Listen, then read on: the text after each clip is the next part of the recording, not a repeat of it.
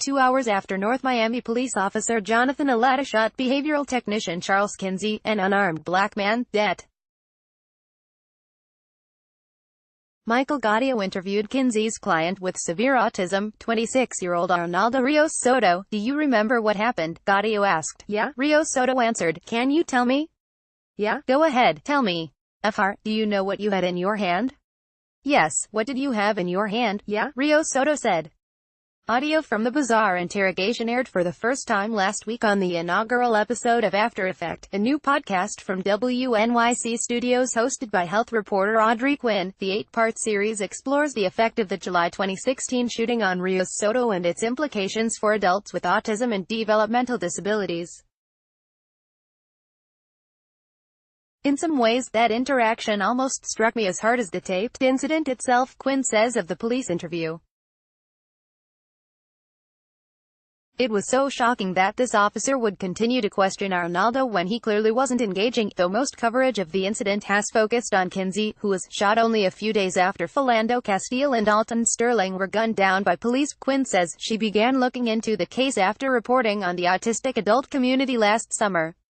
Several advocates and parents mentioned the incident, which made national news and eventually led both Kinsey and Rios Soto to file lawsuits against the city.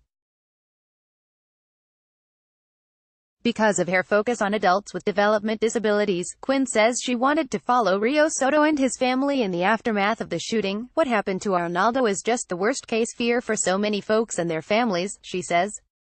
"By no means did I want to take away from what happened to Charles, which was a really terrible injustice." The inaugural episode brings listeners back to the day of the shooting, and episode 2 documents Rios Soto's struggle to find a new group home after the incident. The rest of the series, recorded by Quinn over an 8-month period, explores the deficiencies in Florida's mental health services and the prevalence of abuse claims in one of the state's most notorious facilities.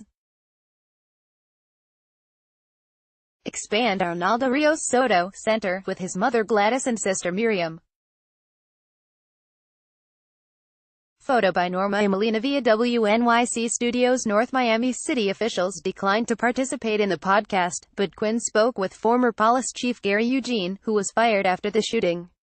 Quinn says the ex-chief told her the department should have immediately owned up to its mistake. "It was clearly a mess, a complete mess," Quinn says. Almost a year after the shooting, the Miami-Dade State Attorney's Office charged Alata with felony attempted manslaughter and misdemeanor culpable negligence. His case remains pending in criminal court. Despite a new state law requiring police to undergo training about autism, Quinn says the Rios Soto case illustrates the bigger picture needed for comprehensive disability services. "The big issue I took away is that police are really not the proper folks to be responding when somebody with a developmental disability or mental health disability has a crisis," she says. New episodes of After Effect will be released every Monday and Friday through July 13th.